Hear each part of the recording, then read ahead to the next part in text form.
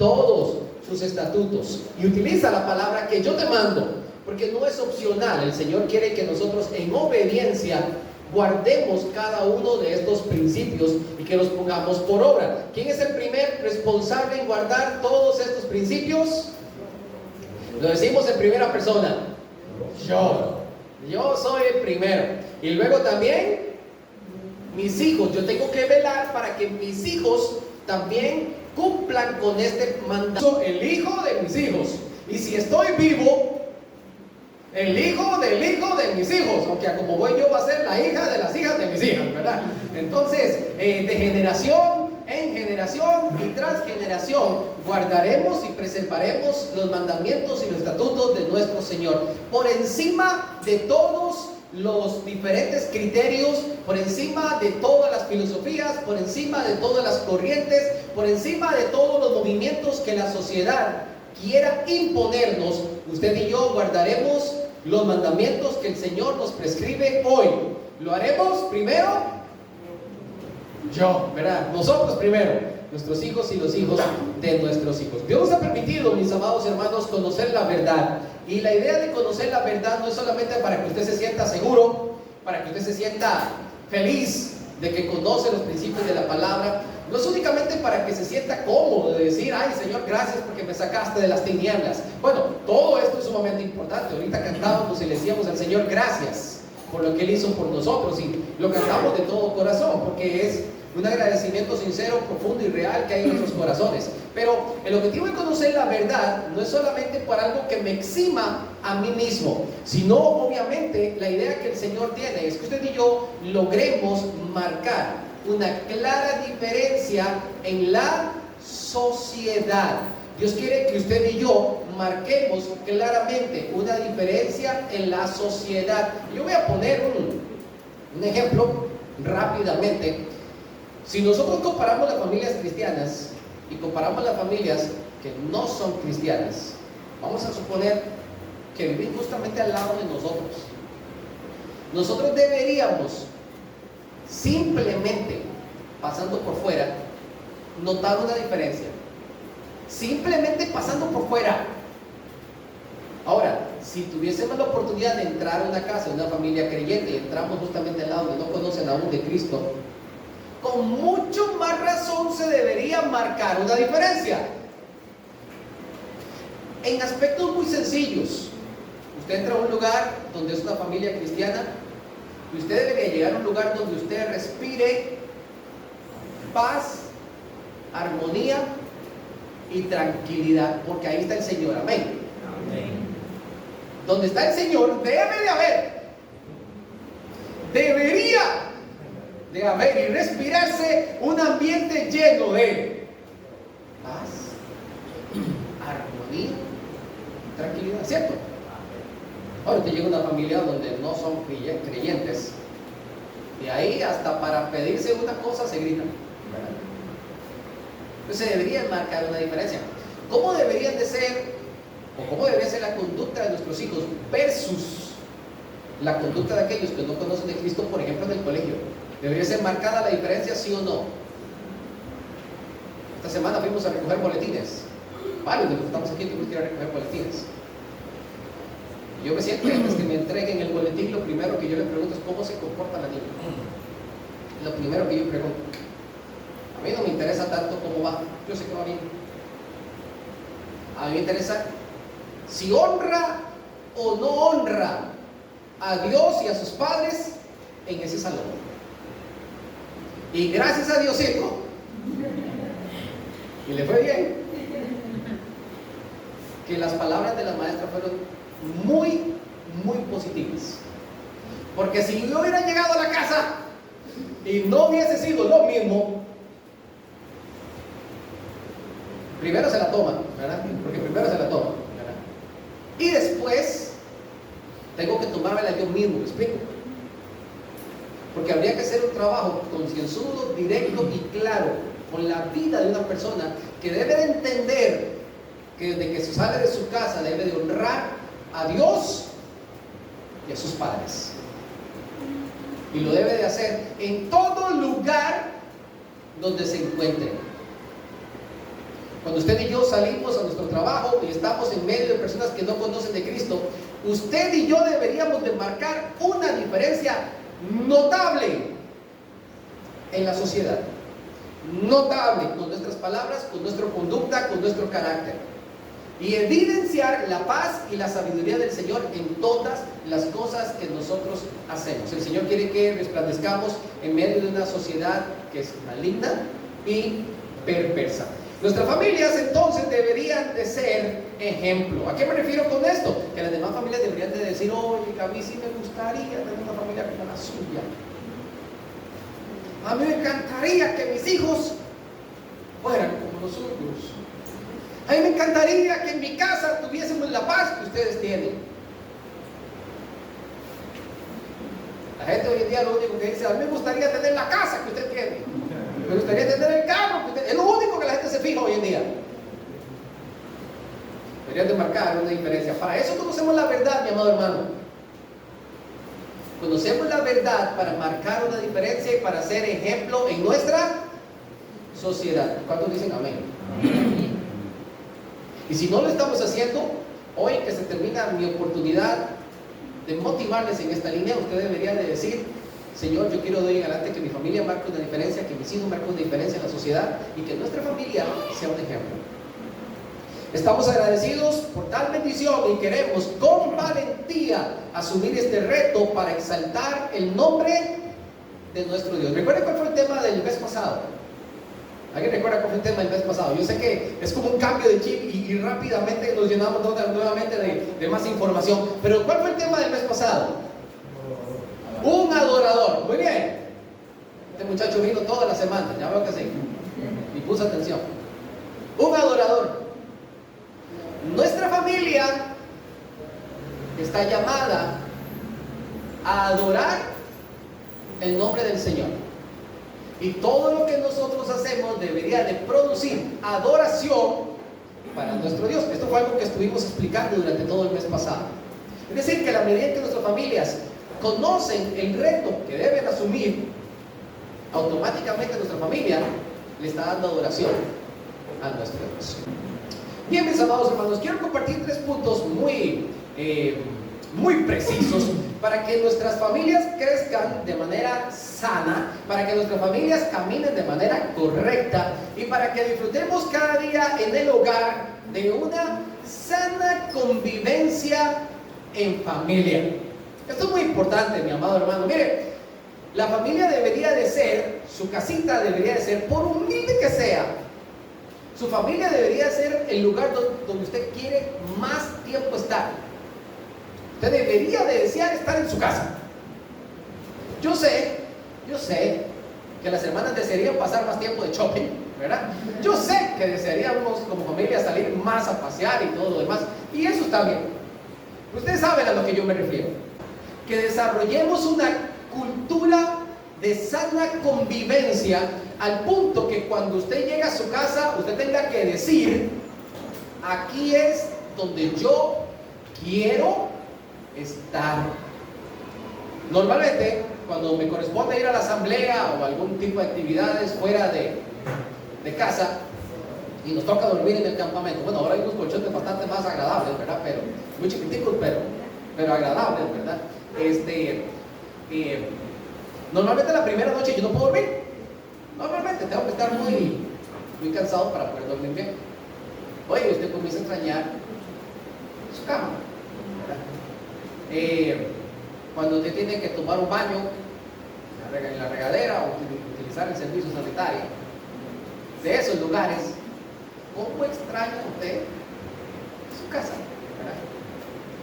Porque técnicamente nosotros los seres humanos nos acostumbramos a ciertas cosas que se nos hagan familiares. ¿Me explico? Que nos familiaricemos con algo. Ahora, de igual manera que nuestros objetos, asimismo nuestra familia debería ser ese lugar donde yo me siento cómodo. Si yo no me siento cómodo en casa, en mi familia, entonces hay algunos aspectos que yo debo de corregir para que las para que el ambiente familiar sea absolutamente sano, cómodo, placentero. Y debemos de corregirlo, porque en nuestra familia es donde vamos a pasar toda nuestra vida, ¿me explico? Y con nuestra familia vamos a pasar toda nuestra vida. Y debemos de trabajar seriamente en este punto. Ahora, para que exista una santa convivencia, el Señor, Dios Todopoderoso, Dios sabio, Dios majestuoso, el único que sabe todas las cosas, ha dicho cómo debe de ser el orden correcto. Esto no es algo que usted me tiene que preguntar a mí como pastor si me gusta. No es algo que usted tiene que preguntarle a usted mismo si le gusta. Es algo que tenemos que aceptar por fe y decir: esta es la voluntad de Dios para la familia. Si lo hacemos, encontraremos una sana convivencia familiar. Y le estamos diciendo al Señor: Señor, tú eres el centro de nuestra familia y queremos hacer las cosas como tú has dicho que se deben de hacer. Pero ¿qué pasa si nosotros nos brincamos el orden que Dios ha dicho? ¿Qué le estamos diciendo al Señor? Señor, no queremos hacer las cosas como tú nos has dicho. Yo me creo más sabio que tú y yo siento que haciendo las cosas a mi manera, las cosas van a caminar mejor. Hazte un poquito para allá, que cuando tenga problemas y dificultades te llamo. Hazte un poquito para allá, que yo quiero hacer las cosas a mi manera. Déjeme decirle que parte de la razón por la cual la sociedad hace las cosas mal es porque hemos agarrado al Señor y lo sacamos por la ventana. Vaya para afuera. Como cuando se mete la mascota dentro de la casa y tiene prohibido entrar. Afuera. Pero cuando lo necesitamos, ay, Diosito lindo, yo te amo, venga para acá. El problema de la sociedad. Nosotros debemos de hacer las cosas respetando el orden establecido. ¿Por quién? ¿Por quién? Por Dios. Yo inicié diciendo: por aquel que es soberano, por aquel que es sabio, por aquel que es todopoderoso, por aquel que es majestuoso. Ese es el Dios, el Altísimo, el Supremo, el Adonai, el Señor, el Yahweh. Un nombre que es sobre todo nombre. Ay de aquel que se crea en la capacidad de pasar por encima de lo que Él ha dicho. ¿Estamos claros? Vamos al pasaje.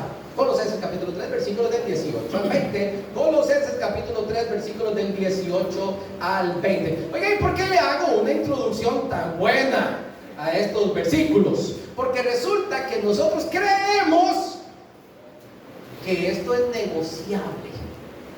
Esto es negociable, pastor. Lo que pasa es que en cada familia las cosas son diferentes.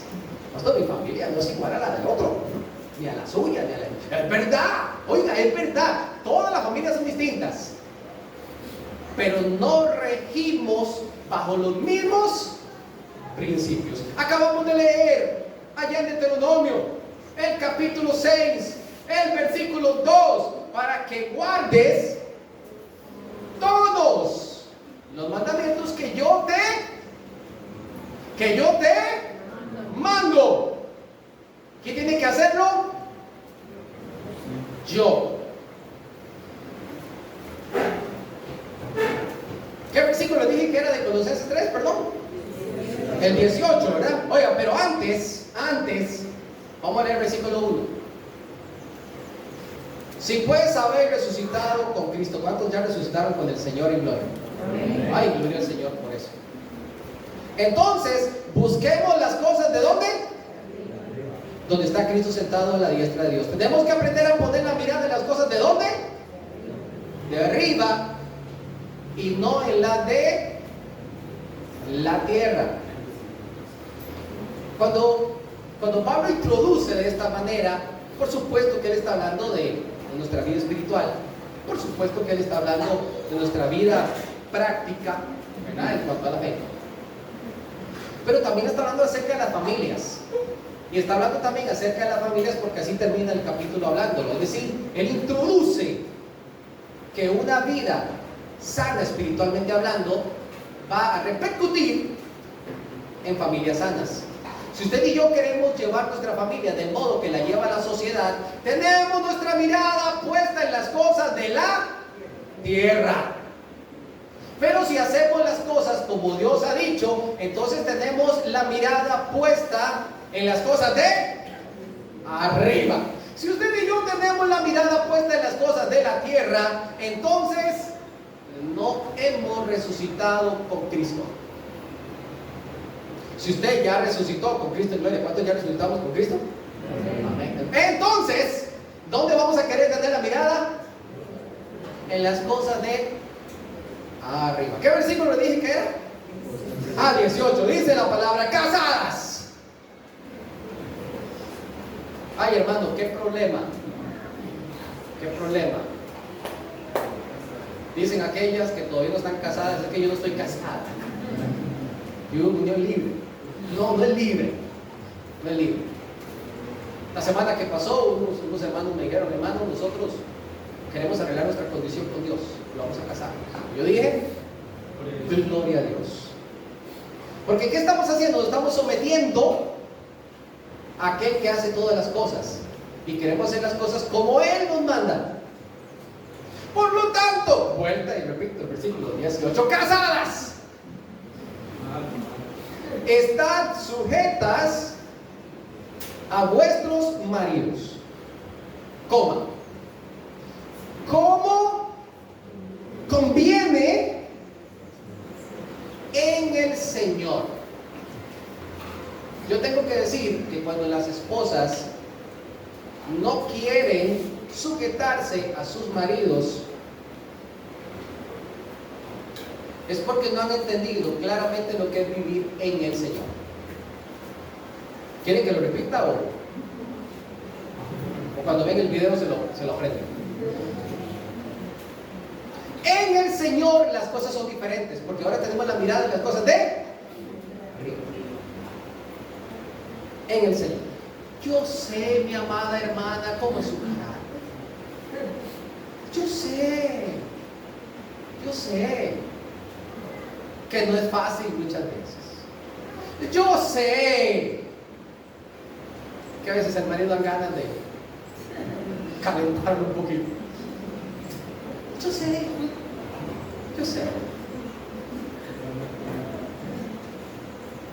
Pero el Señor dice, casadas están sujetas a sus maridos. ¿Saben qué es el problema también? No saben cuántas veces yo he escuchado predicaciones que dicen, hermanos, yo les voy a decir qué es lo que significa estar sujetas a sus maridos. No saben cuántas predicaciones yo he escuchado de esto. ¿Saben qué significa, hermanos, estar sujetas a sus maridos? Estar sujetas a sus maridos. Coma, una sola frase, necesita mucha explicación. ¿Saben por qué necesita mucha explicación? Porque andamos buscando justificación. Perdónenme que sean tan directos, hermanos. Queremos que las cosas caminen bien, como conviene al Señor. Sújetense. Como conviene al Señor. Como conviene al Señor. Maridos, versículo 19. Ahora sí dicen las hermanas, era lo bueno. Amad a vuestras mujeres. Y no como conviene al Señor, sino un poquito más, dice, y no seáis ásperos con ellos. Oiga, miren, los viejos no tenemos por qué ser rústicos, no tenemos por qué ser ásperos. Hay varones que llegamos a tener el corazón como una lija, hasta que raspamos con nuestras palabras. Maridos, tenemos que amar a la señora. Pregunta a mi cuñado Javier, ¿repiten o no repiten? No se pregunten mucho si usted repetiría o no repetiría, porque yo le voy a decir que si volvemos 20 años atrás, 24 años atrás en mi caso, 15 años, 10 años, no sé cuánto tiene la gente de estar casada, usted repite o yo, Porque resulta que se vuelve a topar con la misma. Y se vuelve a casar con la misma. ¿Sabe lo que usted sí tiene que pensar? ¿Sabe lo que usted sí tiene que pensar? Es si usted está amando o no está amando.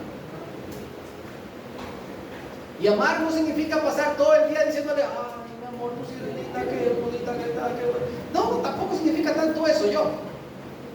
Dice mi cuñado que la forma más fácil, el profe dice que la forma más fácil de que la mujer se decida para comprar algo en el almacén es que le diga, te ves muy delgada con esa ropa. Se te ve muy bien. Al punto que muchas veces uno dice, oye, pero mira, yo siento que eso te queda bonito. Y entonces ya uno no le cree que usted lo que quiere es que yo compre eso para que no sigamos dando vueltas en el almacén. Para mí que usted está cansado que estemos dando vueltas aquí en el almacén y quiere que compremos ya. No es solamente cariño, hay que dar cariño. La escritura dice que no podemos ser ásperos con ellas. Así lo dice la escritura. Pero amar no significa únicamente pasar haciéndole cariñito del cabello, ¿me explico? Significa tolerar. Resulta que tal vez la señora no cocina los frijoles como a usted le gusta que los cocine. Y usted le ha dicho 40,000 veces y sigue haciendo los frijoles todavía como a usted no le gusta que los haga. Aprenda a tolerar, calladito. ¿O usted no sabe hacer los frijoles? Le apuesto que de vez en cuando usted va a querer hacerlos. Eso es amar. ¿Sabe qué es amar? Ayudar en las cosas de la casa. Eso es amar. ¿Sabe qué es amar? Respetar sus sentimientos. Es proveer. Es escuchar. Yo sé que a veces es difícil escuchar. Escuchen. Escúchenla. Así se tome 45 minutos de desarrollar una idea. Usted le desarrollaría en 2 frases. Escucha. Porque muchas veces lo único que quieren es hablar. ¿Y qué le toca a los maridos que amamos?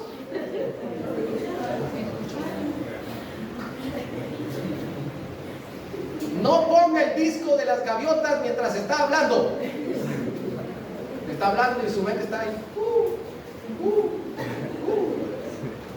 Y usted con la mirada perdida. No ponga el disco de las gaviotas. Con seriedad, en serio. Haga como ellas hacen. Entonces, cuando ella está hablando, se impactan, se emocionan, abren los ojos, se ríen. Para que sienta que estamos en verdadera comunicación. Pero si usted está con el teléfono o viéndolo, pasándolo cargando,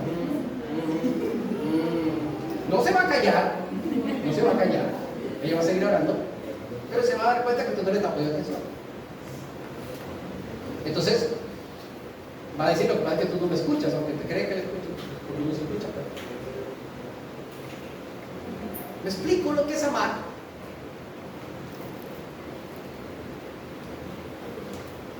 Hijos, versículo 20. Obedeced a vuestros padres en todo. Hijos, ¿en qué tienen que obedecer a sus padres? En todo. Nosotros le pedimos a los maestros de la clase de pre que los chicos no pasaran para sus clases, que se quedaran aquí durante este mes. Por eso que están los chicos aquí. Mire, y si tan solo se aprendiera lo que dice el versículo 20, yo me voy contento. No importa que no aprendan más en todo el mes. Y lo practicaran. Hijos, obedeced a vuestros padres en todo, porque esto agrada al Señor. Joven, si usted no le preocupa tanto agradarle a sus padres, preocúpese por agradarle a Dios, que de ahí desciende todo perfecto y todo buena dádiva. Yo sé cómo son los jóvenes de la sociedad y los niños, porque ya no tenemos que pensar en los jóvenes. Los niños, por todo abren una boca, por todo se pasan quejando, todo lo pasan reclamando, desde lo que les dan del desayuno, todo lo quieren reclamar. Dios guarde, se les mande a hacer algo porque hacen un berrinche. Yo sé cómo son en la sociedad. Yo pregunto, ¿así son nuestros jóvenes y así son nuestros hijos?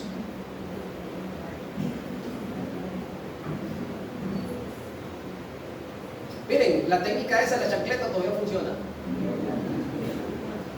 Ahorita vamos a hablar un poquito más de eso. Y hay otros artefactos aún más útiles que la chancleta. Sí, porque ahora son unas crocas suavecitas, ¿verdad?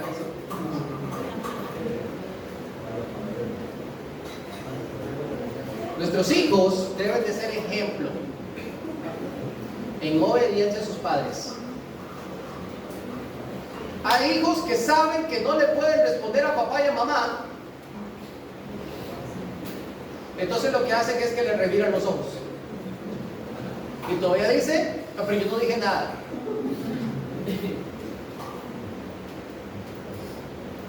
Le voy a decir algo, ya tienen su recompensa. Y si quieren ser sabios desde ahora, comiencen a atesorar las cosas de arriba, donde está aquel que está viendo todas las cosas. Y papás, por favor, el versículo dice que la autoridad la tienen los padres, ¿cierto? No lo tienen los padres. ¿A quién le delegó el Señor la autoridad? ¿Quiénes deben ser obedecidos? Los padres.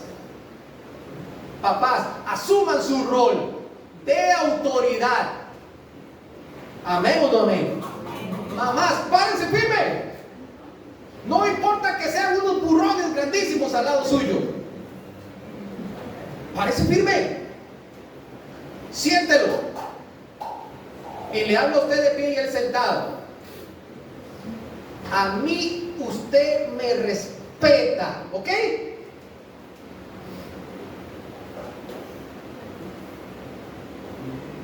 Hoy en día, ay, mi amor, perdóname, papito, perdóname, ay, perdóname, que no quería. Ay, está bien, sí, está bien. Para que el chico o la chica no me acomodo. Si nuestros hijos no están respetando, cuidado, que no es solo culpa de la sociedad. Cuidado. Vamos a respetar el orden establecido por Dios si queremos tener una sana convivencia. Mujeres casadas deben de sujetarse. No hay vuelta de página, no hay vuelta de hoja, no inventen bemoles, no le pongan sostenidos. Literal, sujétese a su marido. Maridos, ay hermano, usted la conociera, ame a su señora, ámela. Hijos, obedezcan en todo. En todo. ¿Hay vuelta de página o no hay vuelta de página? Creo que Pablo no dio mayor margen como para que nosotros no estemos confundidos de cuál sea la voluntad del Señor. Número 2, si queremos tener una sana convivencia en familia, tenemos que aplicar un principio primario del Evangelio, que es el perdón. Vamos a buscar esos dos pasajes. Colosenses 3:13, estábamos ahí mismo en Colosenses 3. Vean el versículo 13 y luego ubicamos Efesios 4:26, Colosenses 3:13. ¿Qué dice la Escritura?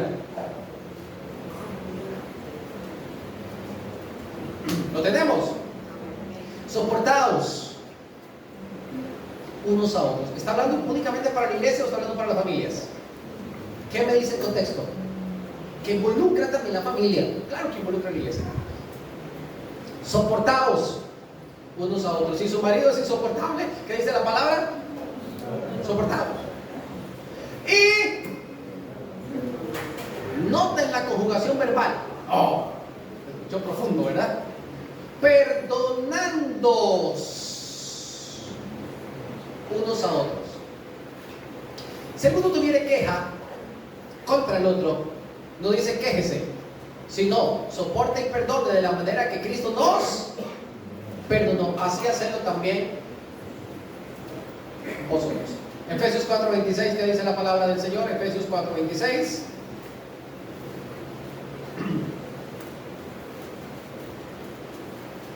De vez en cuando, solo de vez en cuando, a usted se le puede salir el madrigal.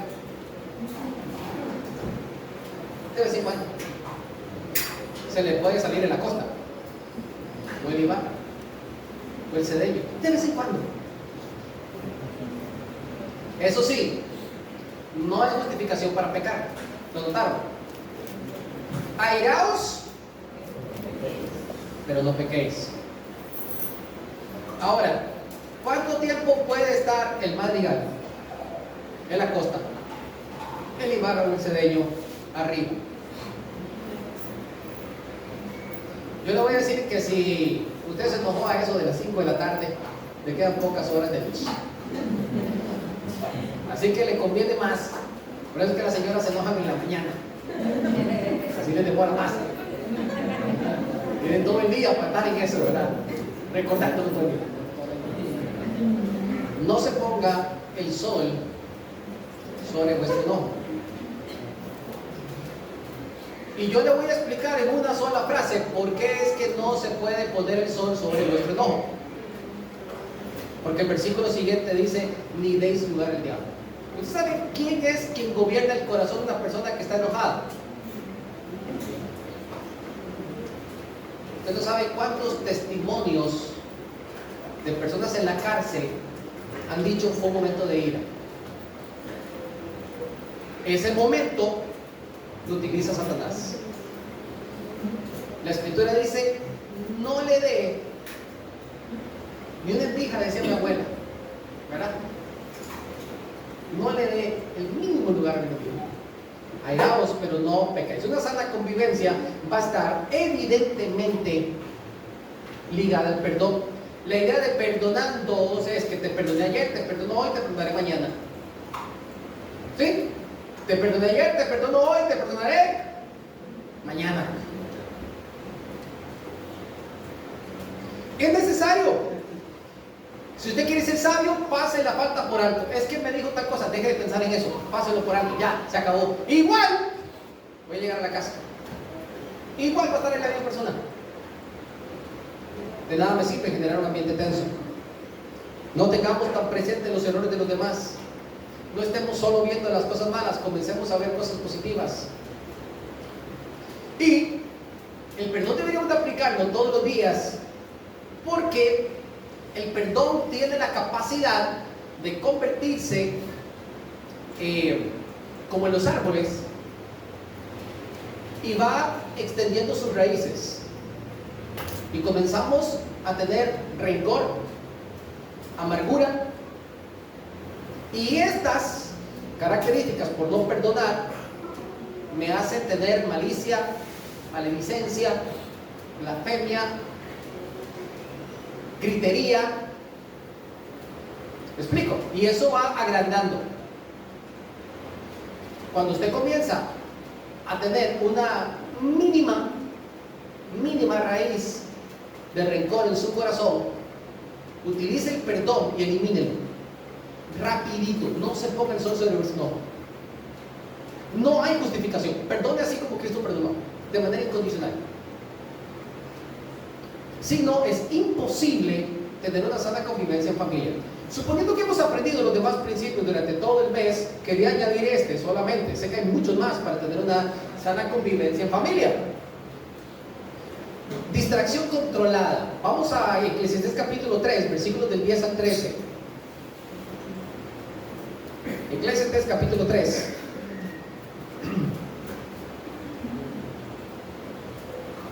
Versículos del 10 al 13. Eclesiastés capítulo 3, versículos del 10 al 13, dice así la palabra del Señor. Yo he visto, dice Salomón, el trabajo que Dios ha dado a los hijos de los hombres para que se ocupen en él. Todo lo hizo hermoso en su tiempo y ha puesto eternidad en el corazón de ellos, sin que alcance el hombre a entender la obra que ha hecho Dios desde el principio hasta el fin. Yo he conocido que no hay para ellos cosa mejor que alegrarse y hacer bien en su vida. Y también que es don de Dios que todo hombre coma y beba y goce el bien de toda su labor. Hay tiempo para todo, dice el pasaje. Viene desde el principio hablando sobre esto. Dice el versículo 10, Salomón dice, es que yo veo cómo todo el mundo pasa ocupado todo el tiempo, cada uno en su labor. Los que estudian, entre más van creciendo, más tiempo van a pasar encerrados estudiando, haciéndose un montón de tareas y cosas. Los que trabajan todo el tiempo van a tener que estar en esto, todos los días, todos los días, todos los días. Y literalmente dice que esto produce un desgaste. Todo esto termina siendo vanidad. Y dentro de la tesis que él expone en Eclesiastés, parte de lo que él ve como vano es que la gente simplemente trabaje para acumular, acumular, acumular, acumular y acumular. Como familias, de vez en cuando, escuchen varones, de vez en cuando, no importa, con anuncio o sin anuncio, saca a su familia a comer afuera. Hace poco cumplió años Isaac y yo le dije, Ayara, vamos a ir a comer afuera. Los invito a todos, vamos a comer, ¿verdad? Fuimos al cumpleaños de Isaac y los llevé a comer afuera. De vez en cuando. A mí a veces se me mete el agua, dice la gente, de las 8:30 a 9 de la noche, cuando ya van todos a cambiarse para dormir. Yo les digo, pero ¿por qué se van a poner la pijama? Al dicen que nos vamos afuera. Y esas chiquillas hacen una fiesta en la casa. Hasta la señora. Y vamos a dormir. Nos comemos una pizzita. A esa hora, está bien. Ay, no, eso es muy pesado. Dele de vez en cuando. No gastan ni mucho. Pero pasan toda la semana queriendo papá. De vez en cuando, dice Salomón, de vez en cuando, oiga, gócese, alégrese, coma, tómese su sopa, de vez en cuando. Que no se convierta en la rutina, que no sea tampoco, ¿cómo le digo? Un compromiso a ellos que hace 15 días no sacan a ningún lado. No, que tampoco se convierta en eso, ¿me explico? Aunque sea un desayuno de unas tortillas en McLaren, si quieren. ¿Me explico? Si quieren. Cuando yo hablo de entretenimiento o distracción controlada, no solamente es salir de vez en cuando. Escuchen esto, póngale tiempo a sus hijos con los dispositivos. Dispónganle un tiempo. Y no es hasta que la batería se agote. ¿Oyeron? Pónganle un tiempo. Si les gustan los juegos de video, ese tipo de cosas, pónganle un ratito. Y primero que cumplan con sus labores. No es que va a pasar jugando PlayStation toda la tarde y luego en la noche se puede estudiar y no puede venir al culto porque tiene que estudiar. No seamos sinvergüenzas. Dentro de este tipo de cosas, tenemos que enseñar a nuestros hijos a tener claras sus prioridades. Y nosotros utilizamos las distracciones para priorizar algunas cosas. Es decir, si tú quieres tal distracción, primero debes cumplir con tales o cuales responsabilidades. En cosas de la casa, en lavar los platos, en limpiar los pisos, en lavar la ropa, me explico, en cositas que son necesarias que ellos vayan aprendiendo, hombres y mujeres, por igual. Y, por supuesto, que todo tipo de actividades. Dentro del tiempo de distracción, dentro de las prioridades, usted debería de enseñar a sus hijos que tienen que sacar tiempo para orar. ¿Sí?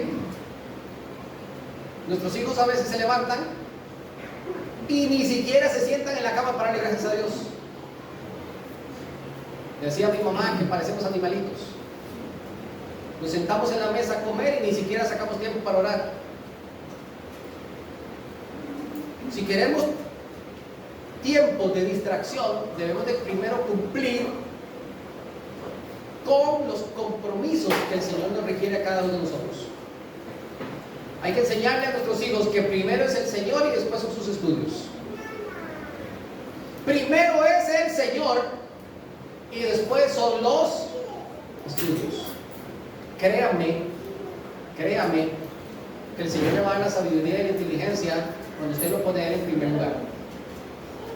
Y yo les decía, salgan de familia, disfruten, compartan, pásenla bien, porque todo esto comienza a dar fruto de sana convivencia.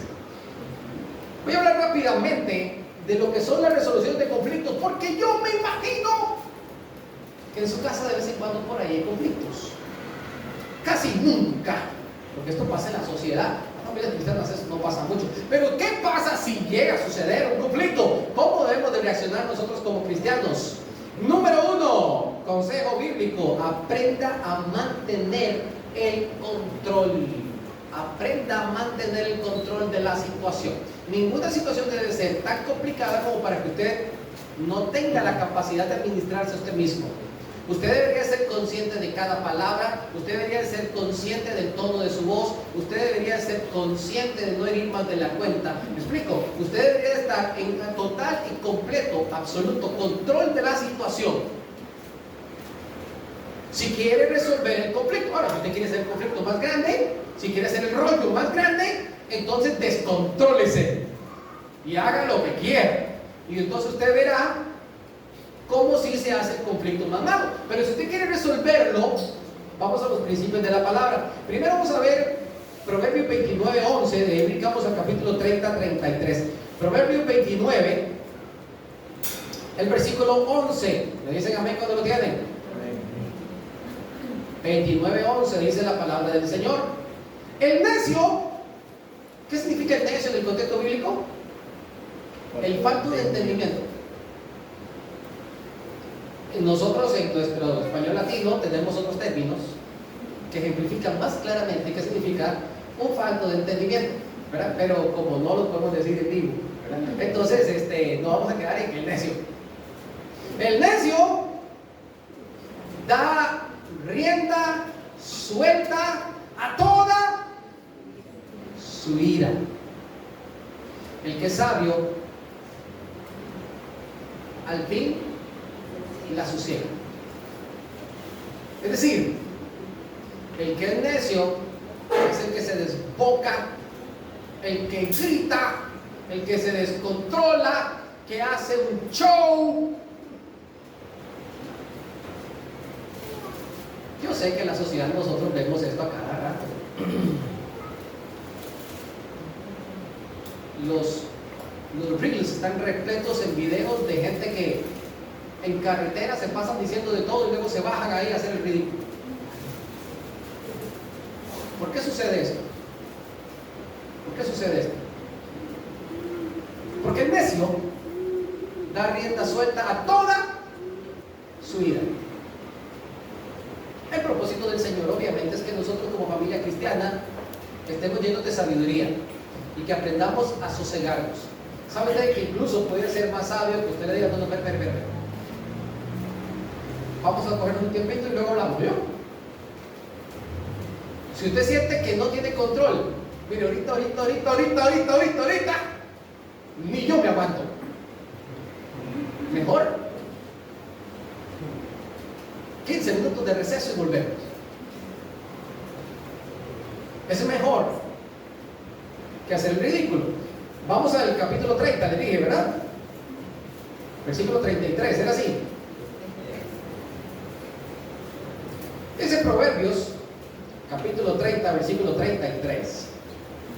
Ciertamente, el que bate la leche, saca la mantequilla. Y el que necio se suelta las narices, sacará la sangre. Y el que provoca la ira, causará contienda. En una oportunidad me decía un hermano: pastor, quiero decirle algo que pasó hoy en la mañana. ¿Qué pasó? Hermano, me da mucha vergüenza decirles, pero tengo que decir. ¿Qué pasó, Rael? Hermano, hoy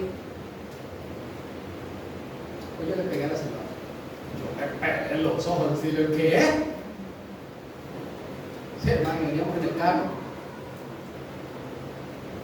Y se quedaba así como pensando qué me decía. Y solamente se le ocurrió decirme una frase y él decía, hermano, es que no para, no para, no para, no para, no para, no para. Y yo venía manejando y dice, sí, dice, le di por la boca. Y aún así fue peor, dice, no paraba, no paraba, no paraba, no paraba.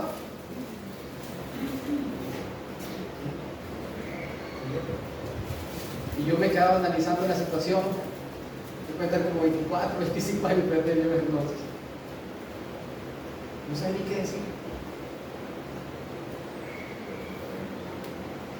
Pero ese término que utiliza Salomón de la gotera constante, mi amado hermano, hace hueco en la piedra. Yo. No provoquemos contienda. Seamos sabios. Seamos sabios. Te decía mi abuela, no le tire leña a fuego. Dice el libro proverbista, no le jale las orejas al perro. Usted sabe qué le pasa, ¿verdad?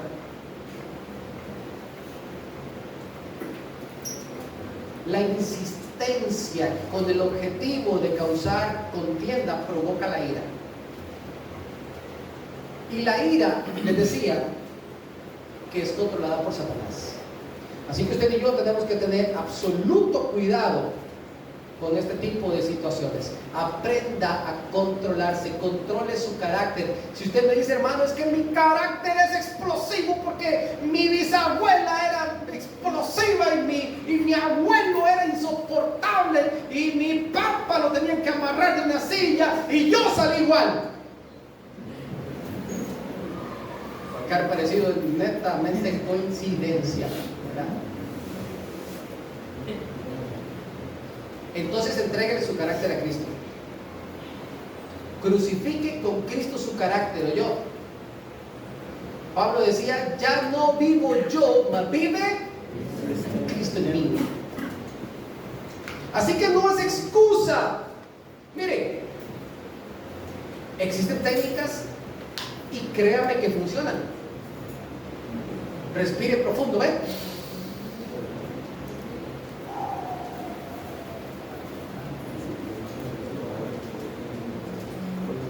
Cuente hasta 10 antes de responder. No haga trampa. Hay gente que dice 3 por 3, 9 y una 10, ¿verdad? No haga trampa. Con calma, yo. Sosiéguese. Sosiegue su ira, dice la palabra. Controle su carácter. Controle lo que usted tenga el control. ¿Qué más? Aprenda a meditar antes de hablar. Y sobre todo recuerde que Dios quiere que seamos mansos y humildes.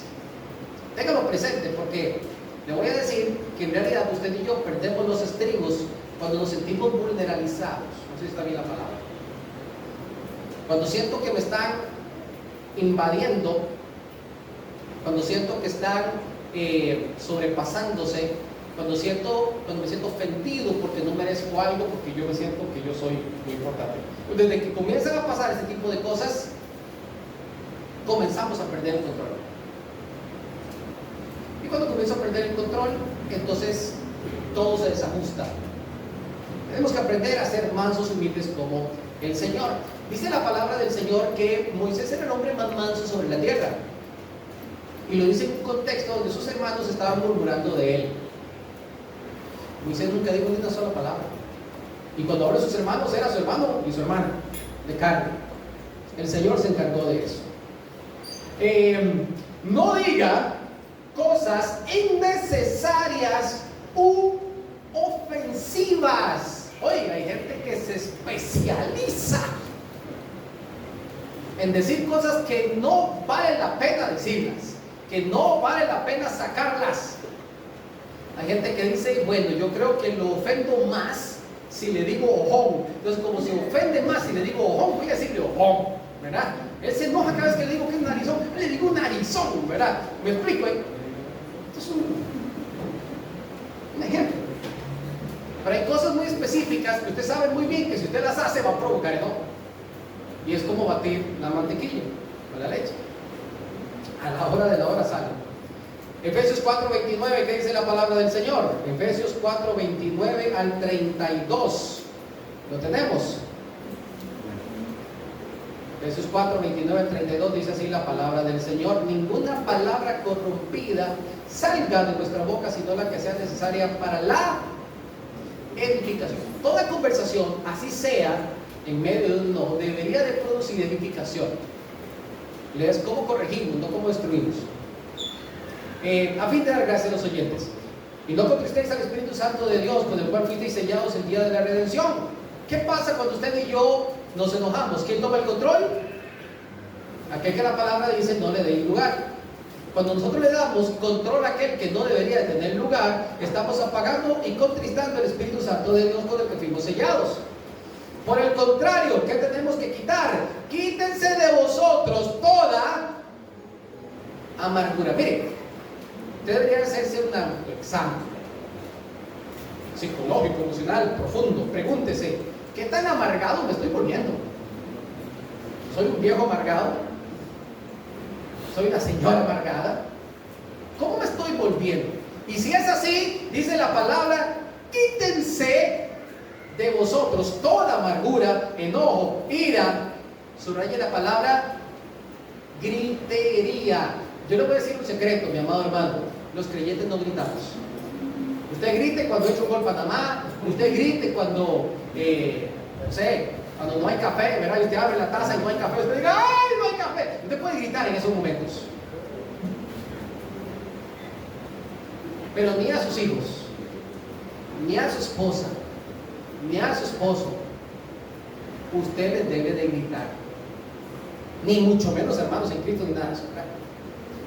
Maledicencia y toda malicia. ¿Cómo quiere el Señor que seamos? Versículo 32. Antes de benignos unos con otros, misericordiosos, sin vuelta y añade la frase del mismo tiempo verbal, perdonándonos unos a otros como Dios también nos perdonó a nosotros en Cristo. No utilicemos palabras que son ofensivas, cosas innecesarias o que tengan el objetivo de herir, de ofender, de humillar, de minimizar, de quitarle el poder o el control a las personas con quien estamos, porque hoy en día todo eso se ve claramente como una especie de acoso. ¿Sí? Entonces, esto no deja de ser una especie de ataque psicológico. Así que usted y yo como creyentes busquemos edificar y no destruir. Vamos a Proverbios 16:23. Proverbios 16:23. Hermanos, les estoy haciendo un breve resumen, porque hay bastante material acerca de esto. El corazón del sabio hace prudente su boca y añade gracia a sus labios. El Señor quiere que nosotros, nuestras conversaciones, tengan gracia. La gracia viene de Dios. Que tengamos un corazón sabio y prudente. Que sepamos lo que tengo que decir y cómo lo tengo que decir, cuándo lo tengo que decir. Busque el momento. Si volviendo al tema de los frijoles que no se los hacen como a usted le gusta que se los hagan, busque el momento preciso. No es que ya le sirvieron los frijoles y como ya me los estoy comiendo y ya estoy aburrido de estos frijoles, ahí mismo la voy a soltar, dice la gente. No. Quizás un día que no hay frijoles y le dicen a usted, oiga, me hubiera gustado hacer unos frijoles. Ahí aquí está el momento, ¿verdad? Mi vida hablando acerca de los frijoles. Con técnica, ¿verdad? Con técnica, ¿verdad? Cariño, quería decirte algo. Tocante a los frijoles, ¿verdad? Ricos en carbohidratos, proteínas y demás, ¿verdad? Pero qué buenos cuando le tiran todo eso, ya. Qué buenos cuando tienen tal punto de sal, con tales guisos en específico, ¿verdad? Ay, qué raro, yo nunca los hago así. Usted va ganando, usted va ganando. Acuérdense que yo les he dicho que yo soy un marido experimentado. Usted tiene que tener ciertas técnicas ahí. Y se gana más, se gana más. Dice el versículo 24, panal de miel son los dichos suaves. Se consigue más que gritar. Siempre que vaya a resolver un conflicto, piense en la meta. Siempre. Dijimos inicialmente en la introducción del estudio que nuestras familias están hechas para marcar una diferencia en la sociedad y para ser ejemplo. ¿Qué dice la palabra en Colosenses 1:10? Busque este versículo. Esto no solamente le está hablando a la iglesia, son principios dentro de la familia. Colosenses 1:10 dice la palabra del Señor. Y esta es nuestra meta, para que andéis como es digno del Señor, agradándole en todo, llevando fruto en toda buena obra y creciendo en el conocimiento de Dios. Mi amado hermano, esta es la meta. Si las diferencias no se resuelven de manera correcta, usted y yo no estamos caminando como es digno del Señor. Créame que no le estamos agradando. Créame que no estamos llevando fruto y que nuestro crecimiento evidentemente está estancado. La familia debería de notarse, evidenciarse por su crecimiento, por su fruto, por su madurez, porque caminamos juntos pensando en adorar al Señor. Que nosotros caminemos como es digno de Él. Esta sería la meta. Yo sé que este es mi último domingo para hablar sobre este tema durante este año y quiero terminar con 3 últimos consejos finales. Quisiera decir 10, 15 o 20, pero vamos con 3. Número 1, discipline a sus hijos con autoridad. Discipline a sus hijos con autoridad. Créame, deja pasar el tiempo y te vas a arrepentir. Si nosotros no corregimos a tiempo, nos vamos a arrepentir. Ahora, si se nos pasó un poquito el tiempo, empiece ya. Empiece ya. Vamos a la palabra. ¿Qué dice Proverbios 13:24? Y luego brincamos en 23:13. Proverbios 13:24. ¿Con este arrancamos? Proverbios 13:24 dice la palabra del Señor de la siguiente manera: el que detiene el castigo. A veces nosotros pensamos, ay, pobrecito, es que va y se enoja, va y se resiente conmigo, ya no me va a querer. Es que yo lo amo tanto que cómo yo le voy a hacer eso. Bueno, la palabra del Señor dice: el que detiene el castigo no ama a su hijo. Es más, lo aborrece. Aquí habrá algún padre que puede decir: yo aborrezco a mis hijos. ¿Habrá alguien así? Evidentemente no. Pero lo que está diciendo el proverbista es que parece que no lo amas.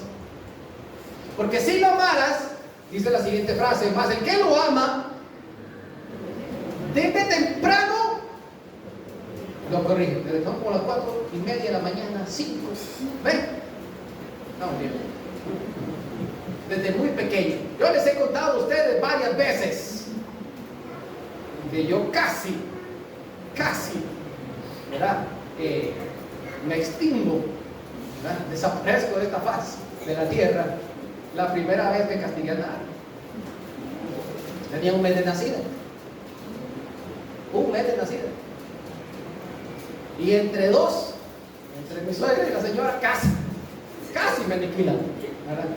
Salí vivo para contar la historia. Ay, no fue tampoco que agarré una correa y se hinché una bebé de un mes, ¿me explico? Pero es que lloraba y ya era pues justamente la hora de dormir. Y la mamá la agarró a la derecha, luego la agarró a la izquierda y seguía llorando, llorando. Se le cambiaron los pañalitos, se le revisó todo, se le sacaron los gasecitos. Pero mientras estaba la luz encendida y estábamos presentes, se acababa el llanto. Acuéstelo en la cuna y apague la luz para que usted vea que vuelta, y se acordaba que había que llorar. Y dele, y dele, y dele, y dele, y dele, y dele. Y no paraba. Ay, algo le pasará a la niña. Y vuelta y volvemos a cuarto de nuevo. Ya como la tercera, cuarta vez que usted prendía esa luz y usted quedaba así, usted dice, aquí algo está mal.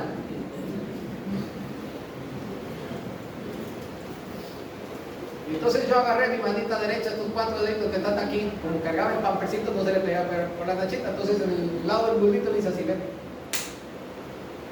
En esa intensidad. Ya. Oiga, eso lloró como cuando usted hacía un llanto que sale de lo profundo del alma. Eso lloró así que no podía parar de llorar.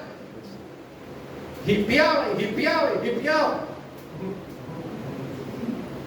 Y la acosté y le digo, ¡sí, duerme! Con voz así autoritaria, ¿verdad? De varón, de papá. Estaba estrenándome, había que hablar así como papá. Y ahora se duerme. Y apagué esa luz. Y cerramos esa porque ¿sabe qué pasó? Sigue llorando. Sigue llorando.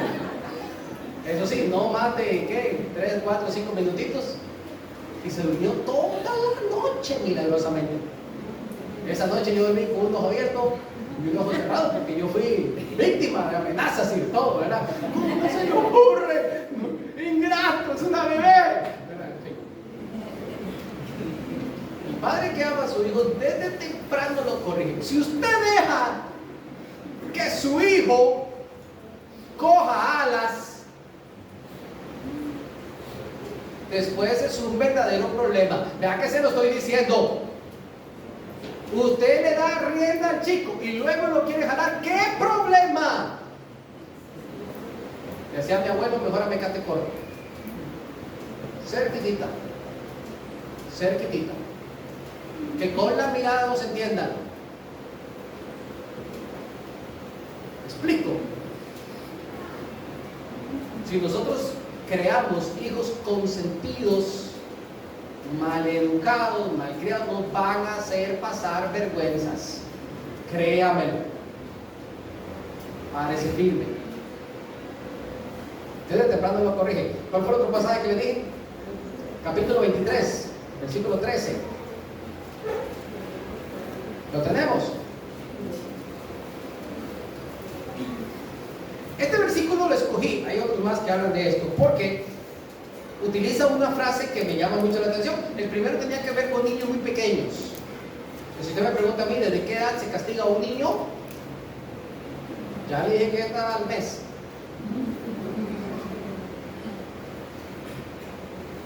Es que está muy chiquitito, no va a entender. Que no va a entender. Debe decirle que sí entienden. Y entienden muy bien. Estaban empezando a gatear y se quería meter para la cocina. Y yo me paré en la puerta, en la entrada, porque no había puerta de la cocina. Y le dije yo, de aquí para allá no pasa la niña. De ahí para allá.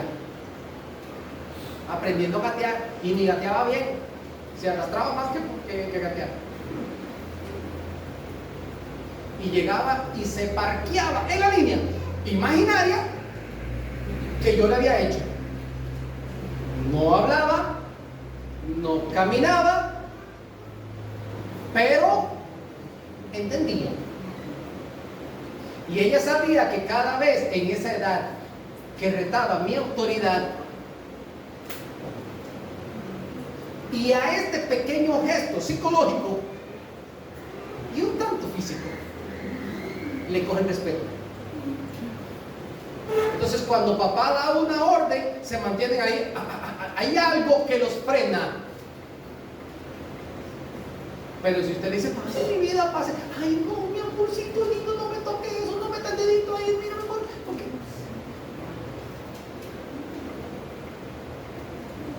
Llegará el día en que diga, ¿y si lo hago qué? No me crea. Versículo 13, no rehuses corregir al niño. ¿Leí bien o no leí bien? Ah, al muchacho.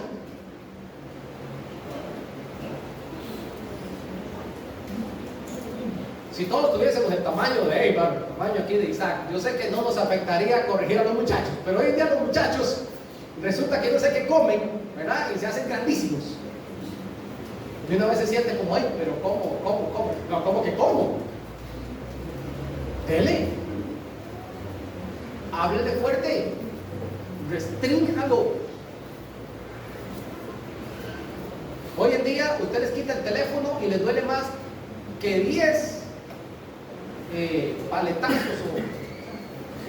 o correazos o chancletazos, lo que usted le duele más. Y le hacen más caso. Y créanme que se porta mejor. No rehuses corregir al muchacho, porque si lo castigas con vara, ¿con qué hay que castigarlos? Oiga, que lo sienta, yo, que la sienta. No se va a morir. No se va a morir. Hoy en día existen estudios psicológicos que afectan seriamente la crianza y la formación de nuestros niños con tanta agresividad en los hogares, dicen los psicólogos. La palabra del Señor dice: no le va a pasar nada. Lo único es que va a ser corregido para nuestro propio bienestar. Incluso dice el versículo 14, y póngale atención: lo castigarás con vara y librarás su alma del infierno. Si no respetan a sus padres, no van a respetar a su Creador. Y lo voy a repetir: si no le enseñamos a nuestros hijos a respetar a sus padres, no van a respetar a su Creador. La palabra de Dios será para ellos insignificante y pasará por encima de los principios bíblicos, porque se creen merecedores de todo. Tenga cuidado, por eso la palabra lo dice. Número 2, consejos finales: ore mucho por sus hijos. Tome tiempo para orar por ellos. Claro que tiene que orar por la señora, claro que tiene que orar por el esposo, claro que tiene que orar por su papá, tiene que orar por los inconversos. Yo sé que usted tiene que orar por mucha gente, pero de lo que usted no se le puede olvidar nunca es orar por sus hijos.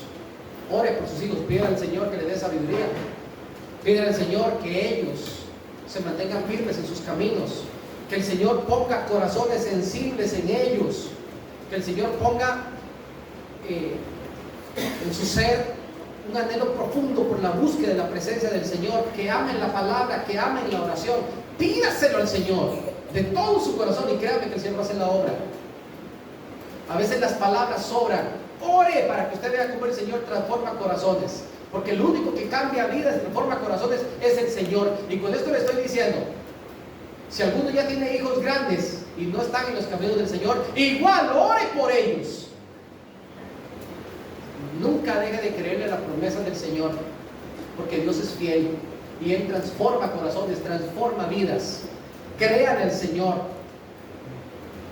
Oren muchísimo por ellos.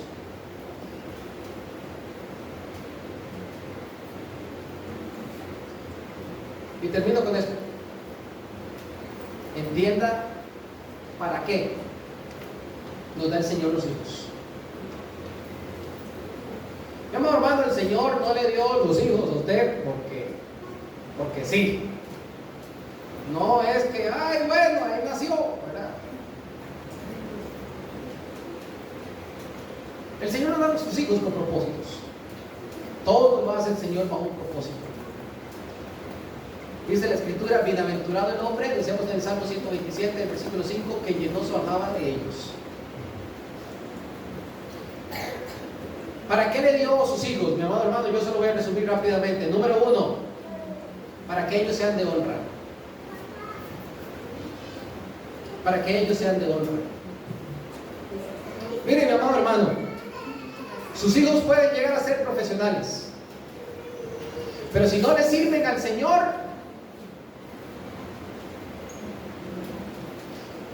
si no son humildes,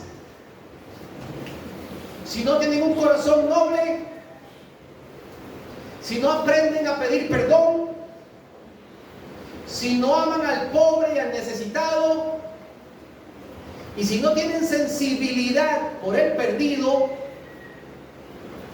fallamos. Fallamos. ¿Para qué el Señor nos dio a nuestros hijos? Para enseñarles a honrar. Honrar a Dios y a sus padres. Y yo sé que nosotros le decimos a nuestros hijos: hijo mío, estudie para que te llegue a ser alguien en la vida. De plano le están diciendo: tú no eres nadie. Pero si estudias, tal vez seas alguien. Oiga, y ojalá que lleguen a ser profesionales. Y van a ser profesionales. No tengo la menor duda. Pero vamos a enseñarles que tienen que aprender a servir al Señor, que tienen que ser humildes, que tienen que tener un corazón noble. Me preocupa ver en nuestra juventud cristiana chicos que no tienen un corazón noble. No les importa nada ni nadie.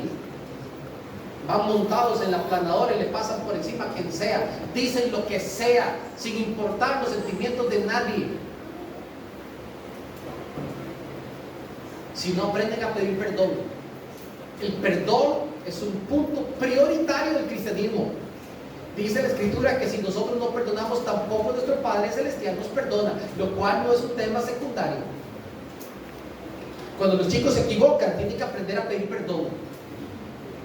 Ir y confrontar y decir: perdóneme, me equivoqué. Porque son expertos en tapar con mentiras y con excusas sus responsabilidades. Y las justifican con tal excelencia que muchas veces les creemos. Enséñeles a pedir perdón, porque delante de aquel que está allá arriba no se van a escapar. Enséñenles a amar al pobre, al menesteroso, al necesitado. Mi hija todos los días le dice a su mamá que le eche un poquito más de merienda, porque tiene dos compañeritos que nunca llevan nada. Así que ya saben que hoy tengo que hacer merienda para 3. Pero eso nace de ella, ¿me explico? Y entonces a veces me dice: papi, hoy no me comí nada. No, mi vida tampoco así, mi vida. ¿Me explico? Enséñeles a que sean sensibles, a que amen al necesitado, al pobre, al menesteroso. Si no, mis amados hermanos, fallamos. Anhelo con todo mi corazón que estos consejos y que esto que hemos hablado durante todo este mes cale profundamente en nuestros corazones y que nos ayuden a entender que Dios quiere que las cosas se hagan a su manera, que así nosotros le agradamos a Él, y que cuando nosotros buscamos agradar al Señor, el Señor derrama de su bendición y de su gracia para nuestras familias. Que el Señor sea el centro de nuestros hogares, el centro de nuestros corazones, si queremos recibir de Él toda esa gracia y toda esa bendición que tiene para nosotros. Que el Señor los bendiga, mis amados hermanos, muy grandemente. Terminamos en oración.